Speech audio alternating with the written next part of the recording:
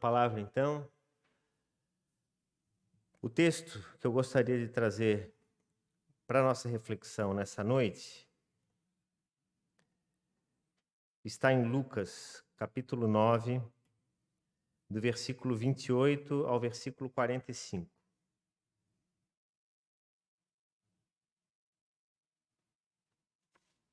Lucas, capítulo 9,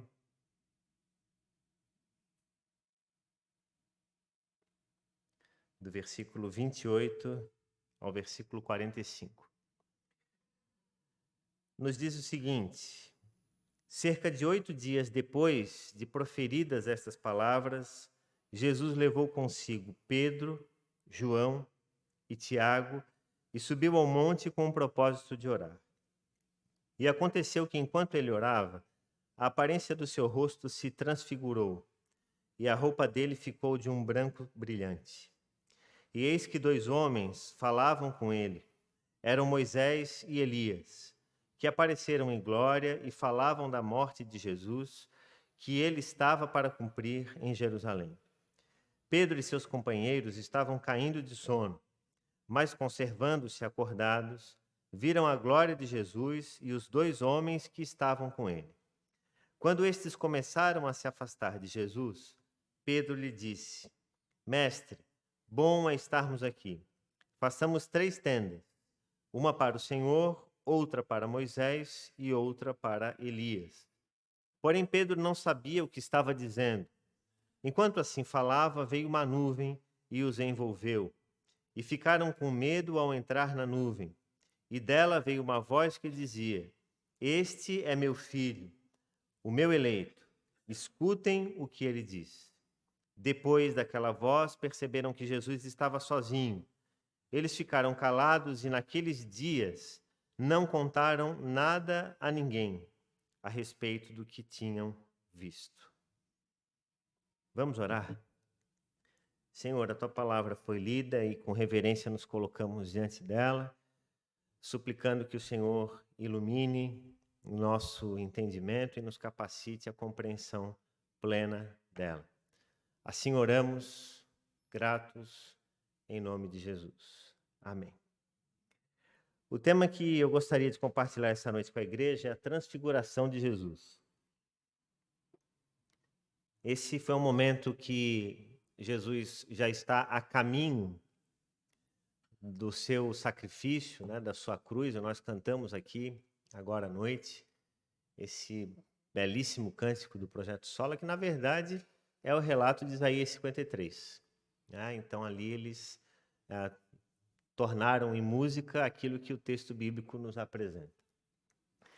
E a transfiguração é interessante porque ela prenuncia aquilo que aconteceria com Jesus. Jesus iria para Jerusalém, seria entregue, seria levado à cruz, e da cruz, então, ele morreria na cruz, seria sepultado e 3 dias depois ressuscitado. Nós passamos aí já alguns dias da Páscoa, em que nós lembramos o sacrifício de Cristo na cruz. Mas esse sacrifício é algo que eu tenho sempre reiterado ao longo dos anos, ele não teria nenhum valor se a ressurreição ela não tivesse acontecido. Na verdade, a ressurreição ela se tornou o maior de todos os eventos da cristandade. Maior até mesmo do que o nascimento de Cristo. Maior do que a sua morte. Porque na ressurreição, Jesus coloca por terra aquilo que mais assombra homens e mulheres ao longo dos séculos, a morte. Aquilo que mais inquieta o ser humano, aquilo que mais causa desconforto, aquilo pelo qual nós não queremos conversar e não queremos pensar. Deixamos isso para um dia. E Jesus, na sua ressurreição, ele diz que a morte ela não tem mais a palavra final, na minha vida e na sua vida. E ele então se torna o primeiro entre todos, porque diferente de outras pessoas que ressuscitaram ao longo da história bíblica, como, por exemplo, o amigo de Jesus, Lázaro. Lázaro morreu, ressuscitou, mas morreu. E ele um dia haverá de ressuscitar para a eternidade. No entanto, Jesus, quando ele morreu, ele ressuscitou para a eternidade. Ou seja, a morte, a partir do momento que Jesus ressuscita, já não é mais uma verdade. Ela já não tem mais palavra final sobre o corpo humano de Jesus. Então agora ele se torna um corpo ressurreto e vivo, e que continua vivo. O que muita gente às vezes não para pensar. Jesus hoje é um homem vivo, com o coração batendo, que respira, mas que agora vive eternamente, numa nova realidade, que talvez eu e você passemos a vida sem entender o que significa isso. Como assim? Porque sempre que nós olhamos para Jesus, nós pensamos a seguinte coisa: mas ele não é Deus? Mas a gente nunca pode esquecer o seguinte: Jesus, ele foi e continua a ser 100% homem e 100% Deus. A Bíblia mesmo diz isso. Que Jesus ele é igual a nós em todas as coisas, exceto numa única coisa: não pecou. Mas no resto, Jesus é igual a nós em tudo. Ele sentiu fome, ele sentiu frio, ele sentiu sede, ele teve medo, ele pensou em desistir, ele considerou que as coisas não seriam fáceis para ele precisava de carinho, ele precisava de cuidado. Jesus foi pleno na sua humanidade, assim como na sua humanidade ele foi pleno também na divindade. E o que nós encontramos nesse texto bíblico aqui é justamente um prenúncio daquilo que aconteceria com Jesus mais tempo à frente, um pouco mais à frente, na sua ressurreição. O seu corpo seria glorificado, o seu corpo seria transformado.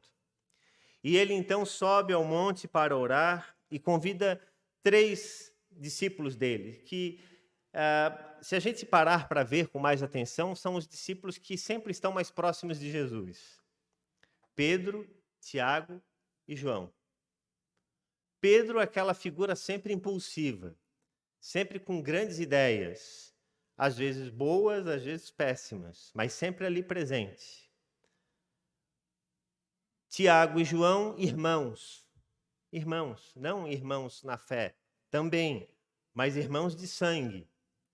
Filhos do mesmo pai e da mesma mãe estavam ali também para servir a Jesus. Então esses 3, de alguma forma, são os que acabam se fazendo mais próximos de Jesus. E eles estão então nesse monte, Jesus está orando, e o texto bíblico, de forma muito interessante, nos diz que eles estavam caindo de sono. E isso eu acho muito interessante quando o texto bíblico coloca.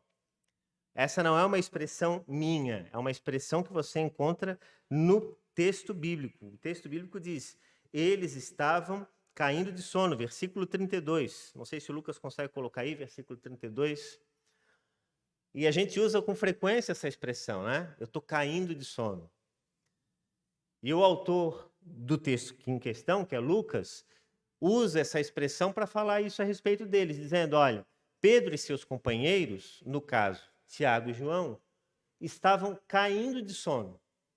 Ou seja, eles estavam assim, cochilando, quase que deitando no chão. Mas, veja que tem ali um mas, vírgula, conservando-se acordados. Eu fico pensando na luta que eles estavam passando ali para se manter acordados, de certo modo em vigília, enquanto Jesus estava orando. E naquele momento em que eles estavam orando, acontece algo extraordinário. Eles olham para Jesus e o rosto de Jesus começa a se transfigurar. Ou seja, é como se o rosto de Jesus resplandecesse, ficasse majestoso, imponente, diferente. E quando eles olham para essa expressão diferente de Jesus, eles olham ao lado de Jesus, de um lado e do outro, Elias e Moisés. Elias, o profeta dos profetas. a maior representação profética do Antigo Testamento.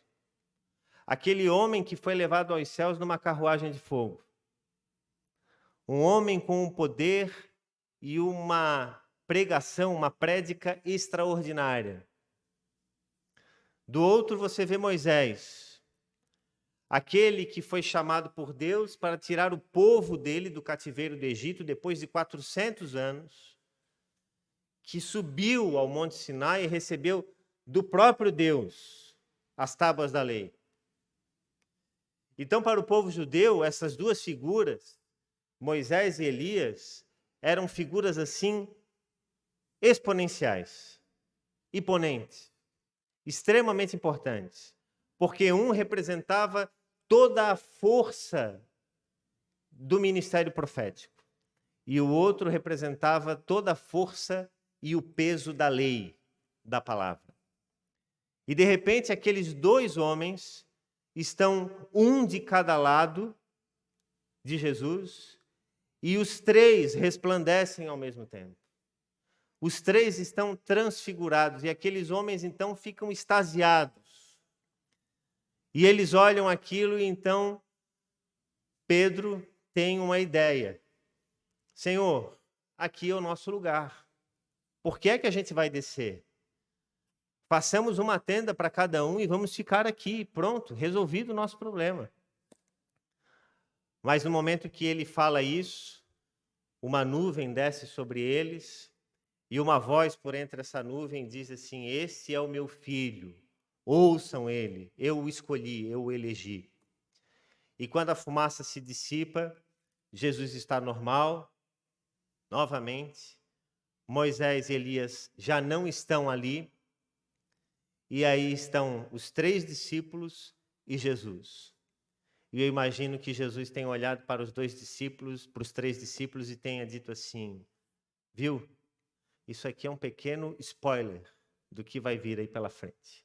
Mas não pensem vocês que é para ficar aqui, não. Vamos descer a montanha. A coisa não acaba aqui. A coisa não encerra aqui. Talvez esse texto, e eu não diria nem talvez, mas a grande verdade é que esse texto ele nos traz profundas reflexões sobre o que é de fato a igreja e o que ela significa para nós. E certamente ao longo dos séculos, na história da igreja, na história do mundo, muitos pregadores já tenham se perguntado sobre isso. O que significa a igreja? Qual é o propósito para a igreja? Para onde a igreja caminha? E cada um de nós tem uma visão sobre a igreja. Na verdade, nós nos pautamos na palavra e seguimos aquilo que a palavra diz, porque ela é a nossa regra de fé e prática, a nossa única regra de fé e prática.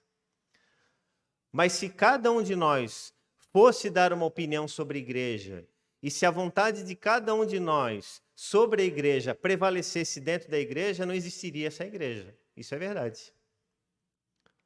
Por isso que no reino de Deus, a nossa vontade ela é diminuída, no sentido de que nós voltamos o nosso olhar e colocamos as nossas vontades e os nossos propósitos submetidos à vontade do Eterno, à vontade de Deus. Nós então passamos a compreender que nós não temos capacidade de escolher e de fazer aquilo que é certo, e de fazer sempre aquilo que é certo, embora muitas vezes a gente faça o que é certo. Mas nem sempre a gente acerta. E por isso que nós submetemos a nossa vontade, os nossos princípios, os nossos valores, à vontade de Deus. Quando nós caminhamos com a igreja, portanto, nós passamos então a perceber que a vontade de Deus, ela é soberana sobre as nossas vidas, mas que ela precisa ser sempre novamente repensada e compreendida. O que essa verdade significa para nós? Então, se a gente começa a vir frequentemente à igreja e isso de alguma forma não traz uma mudança na nossa vida, não muda o nosso comportamento, não aperfeiçoa as nossas ações, não nos torna pessoas melhores e não nos faz repensar sobre a nossa caminhada dentro dela mesma, a palavra perde sentido, perde significado. E quantas vezes eu e você, ao longo da nossa vida, da nossa história, viemos à igreja e ouvimos, e se alguém chegasse na porta ali da igreja e perguntasse o que foi falado hoje no sermão, e nós seríamos, às vezes, até incapazes de dizer um texto bíblico sequer que tenha sido citado. Porque o nosso coração e a nossa mente muitas vezes está tão distante, tão longe, tão ocupado, tão preocupado com tantas coisas, que a gente se esquece, às vezes, de escolher a melhor parte e pensar que a gente também tem que se obrigar a fazer isso. Por isso que o apóstolo Paulo, quando fala numa das suas epístolas sobre a vida no Evangelho, ele diz que correr a fé em Cristo é como um atleta que em tudo se domina e que se impõe regras. Temos aqui um atleta, Fernando correu aí o Ironman esse fim de semana. Eu fico imaginando todo o esforço que um atleta tenha que fazer para que ele possa completar a sua prova. E o apóstolo Paulo diz que assim também aqueles que seguem a Cristo Jesus precisam se obrigar. Então, a disciplina religiosa, a disciplina na fé, ela é indispensável para nós, para qualquer coisa, seja para o trabalho, seja para o estudo, seja para uma atividade física, seja para a vida espiritual. Se nós não nos obrigarmos, nós não saímos do lugar. Se nós acharmos que é simplesmente assim, de forma sem compromisso, sem preocupação, sem assim determinação, a vida espiritual ela passa fácil por nós e nós nunca chegaremos a compreendê-la de fato. Então, quando nós olhamos para esse texto, algumas importantes reflexões vêm para nós. A primeira delas é que nós devemos deixar de lado, em primeiro lugar, toda a ideia de um evangelho egoísta. Eu não quero aqui de modo algum dizer que Pedro foi um egoísta, mas provavelmente qualquer um de nós pensaria a mesma coisa se estivesse com Jesus diante de uma manifestação gloriosa. Diria, por que nós vamos sair daqui? Por que nós vamos mudar? Por que nós vamos descer do lugar onde nós estamos? Aquele lugar não era seguro? Nós não temos aqui tudo o que precisamos? Mas a pergunta é, e a vida lá embaixo? E a vida ao descer o monte? E a vida que segue? E os outros discípulos? E os outros todos que estavam abraçando a fé em Cristo? Naquele momento, Pedro atentou exclusivamente para os seus anseios, para as suas vontades, para os seus desejos mais íntimos. E Jesus dá uma belíssima lição dizendo que aquele que vive a fé em Cristo, o evangelho da graça de Cristo, ele não é um evangelho egoísta. Ele não é um evangelho que quer apenas a solução para os seus problemas. E via de regra, quando as pessoas buscam a fé em Cristo Jesus, é porque querem de alguma forma resolver os seus problemas. Mas a pergunta é, será que nós devemos apenas buscar o evangelho para resolver as nossas questões, as nossas limitações? Ou pedir para que Deus use a nossa vida em favor de outras pessoas? Ou para que Ele, na medida que Ele transforme a nossa vida, essa transformação também se desdobre em benefício de outras pessoas? Nós não podemos, na caminhada da fé, olhar apenas e exclusivamente aquilo que é nosso, aquilo que é da nossa vontade, dos nossos interesses. É como um pai e uma mãe, como uma pessoa que se dedica a outra, que busca um relacionamento, estabelecer uma vida. Ele não busca apenas os seus propósitos, os seus interesses, ele busca construir a sua vida em direção ao outro. E o apóstolo Paulo fala sobre isso em Filipenses, capítulo 2, versículo 3 e 4, quando ele diz: não façam nada por interesse pessoal ou vaidade, mas por humildade, cada um considerando os outros superiores a si mesmo, não tendo em vista somente os seus próprios interesses, mas também os dos outros. Então, na caminhada da fé, nós não olhamos apenas aquilo que é bom para a gente. Assim como na nossa vida, numa vida familiar, você não olha apenas aquilo que é bom para você, na vida da fé você também não pode, nós não devemos olhar apenas aquilo que é bom para a gente. A nossa sociedade é uma sociedade egocêntrica, é uma sociedade que centra as suas vontades apenas no aqui e agora. E o cristianismo nos ensina a mensagem do Evangelho. Jesus Cristo nos ensina a olhar a vida de um modo diferente, a olhar a vida de um modo que mude não apenas aquilo que de repente nós achamos ser necessário mudar na nossa vida, mas de que maneira a nossa vida também pode mudar a vida dos outros. De que maneira nós podemos também abençoar os outros, de que maneira esse evangelho ele pode ser estendido para os outros. Por isso que o próprio Cristo disse que nós somos o sal da terra e a luz do mundo. Porque a luz, ela não tem valor e significado nenhum se ela ficar escondida debaixo de uma estante ou de um cesto. E o sal não tem valor nenhum se ele não salgar. Então a luz de Jesus, ela deve ficar no alto, para que ilumine todos os que estão na casa. E o sal, ele vai para o alimento para dar sabor. E Jesus diz que se o sal ele perde o sabor, ele deve ser jogado na rua para ser pisado pelos homens, porque ele não tem mais sentido e significado nenhum.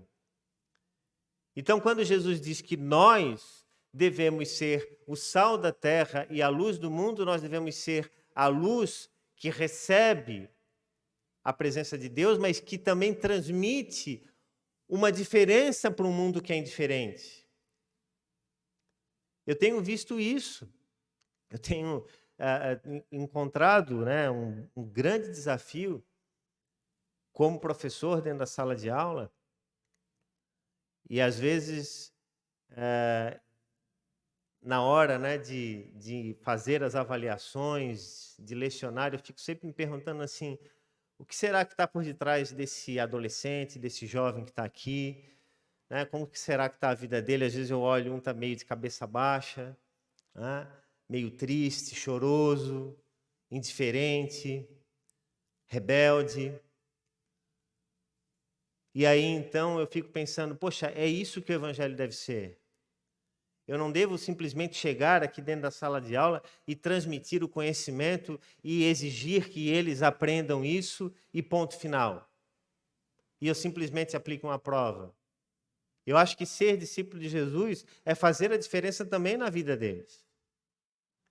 É, de alguma forma, levar o amor. Quando eu estou dentro da sala de aula, eu não sou professor, eu não sou pastor, eu sou professor. Mas é claro, naquele momento, o evangelho está comigo. E então, na maneira como eu desenvolvo a minha atividade, como eu me relaciono com as pessoas, eu também posso mostrar a graça de Cristo para aquelas pessoas que estão ali. Então, o que adianta você ser um excelente profissional, alguém extremamente respeitado na sua cidade, no seu ramo profissional, mas se aquilo não se desenvolve de maneira relacional com as pessoas, se você é distante ao problema das pessoas, se você busca apenas o resultado, mas você não pensa que por detrás daquilo que você está esperando o resultado existe uma pessoa, existe um ser humano, existe um pensamento, existe uma vontade, existe dúvida, assim como eu e você temos problemas, questionamentos e dúvidas. Então, muitas vezes, na caminhada da fé, nós podemos agir como Pedro. Senhor, está tão bom aqui, vamos ficar por aqui. O que importa os outros? O que importa é que está legal aqui, a gente faz até uma tenda para cada um aqui. E eu imagino que eles estavam no monte e eles não tinham ali os materiais disponíveis para fazer uma tenda. Então, de certo, Pedro, na hora, já até pensou, já sei até onde eu vou buscar os materiais, desço lá embaixo rapidinho e já volto para a gente montar um negócio legal aqui para vocês três ficarem e a gente fica assistindo tudo isso aqui. E Jesus encerra aquele momento dizendo, o lugar de vocês não é aqui em cima. Ainda não. O lugar de vocês é lá embaixo. É com as pessoas. Ainda tem coisa para se realizar. Ainda existe um caminho até a cruz. Vidas ainda ouvirão esse evangelho, gente vai ser transformada. Existe uma caminhada até chegar lá. Uma outra coisa que a gente pode refletir sobre esse texto também é sobre a antecipação da glória. E uma tentação sempre muito presente na vida das pessoas e das comunidades é querer a terra prometida, sem passar pelo deserto ou pela cruz. E é tão interessante que eu sempre me lembro da passagem do povo de Deus pelo deserto, quando eles saíram lá do Egito. Eles saem do Egito e, diante das dificuldades, eles vão se desanimando. E eles vão imprecando. E eles vão falando mal de Moisés. E eles reclamam de Deus. E eles dizem: você nos tirou daquela terra em que nós tínhamos carne, em que nós tínhamos pepino. E aqui nós estamos no meio do deserto, sem comida, ou melhor, apenas com esse maná que está aí. Mas eles não estavam pensando naquele momento como um momento de passagem, de que o pensamento, a vida deles precisava ser transformada para que eles crescessem mais na sua vida espiritual. O fato é que entre a promessa e o cumprimento existe um problema. Quem quer ser um grande profissional, e eu digo isso, por exemplo, para os nossos jovens, você quer ser um grande profissional, você não vai pular de um ponto para outro. Para você chegar lá, você vai ter que passar por muita coisa. Você vai ter altos e baixos. E esses dias até, dentro do elevador, tem um vizinho lá nosso no prédio que sempre conversamos sobre muitas coisas. E eu disse para ele o seguinte: olha, a nossa vida é como um eletrocardiograma. Ele assim, tu acha? Eu digo, claro. É assim, altos e baixos. No momento que ficar retinho, é porque não tem mais jeito. Acabou a vida. Então, a nossa vida, a nossa história, de modo muito simples, me permitam usar esse exemplo aqui, bastante simplista, mas é isso. Ela é feita de altos e baixos. E tem muita gente que quer excluir os momentos ruins, as dificuldades, quer usar atalhos para chegar naquele momento que ela considera melhor. E o que aqueles discípulos, o que Pedro estava propondo ali naquela hora, entendendo que seria adequado, era antecipar o momento que não era para acontecer. Aquela glória que eles estavam vivendo era apenas um prenúncio do que iria acontecer. Mas ela não aconteceria se não tivesse a cruz. Então Jesus precisaria passar, sim, pela cruz. Quantas pessoas, quantas instituições, quantas igrejas cultivam muitas vezes uma religiosidade triunfalista, milagreira, que não se propõe a carregar a cruz, a compreender que a vida cristã, ela não é composta apenas de momentos majestosos, exponenciais, maravilhosos. Mas essa não é apenas a vida cristã, é a vida como um todo. Ela é feita de grandes lutas e de grandes desafios. Portanto, nós precisamos passar, sim, por momentos de luta e de dificuldade. E, por fim, nós precisamos acordar para novas realidades. Precisamos revisitar os nossos princípios, as nossas ideias. Quem acha que Pedro, Tiago e João desceram daquele monte totalmente transformados e que a partir daquela experiência deles, a vida deles foi modificada? De modo algum. Pedro ainda lidaria com um fato terrível na sua história, que foi ter negado a Jesus. Mas depois o Espírito o transforma e em Cristo ele se torna um dos maiores pregadores. E o próprio Cristo o destaca como sendo uma figura importante dentro da igreja. E ele se torna uma figura proeminente nos primeiros anos da igreja cristã. Pedro, de um homem preocupado, ensimesmado, sem, assim, muitas vezes, compostura com as coisas, ele se torna um homem transformado. João fica ao lado de Jesus, recebe da presença de Jesus a ordem para que cuide da sua mãe. Tiago também se torna um discípulo importante do Senhor ao longo da história da igreja. Então, aqueles homens ainda precisariam ser transformados.